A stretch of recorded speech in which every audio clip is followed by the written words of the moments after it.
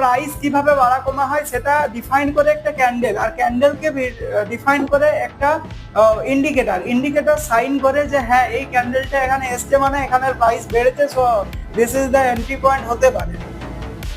মার্কেটে demand zone supply zone কাজ করে। ডিমান্ড জোন বলতে মার্কেটে যখন টপে থাকে তখন কি, তখন হচ্ছে মার্কেটে সাপ্লাই জোন চলে আসে, যখন নিচে থাকে তখন মার্কেটে ডিমান্ড থাকে।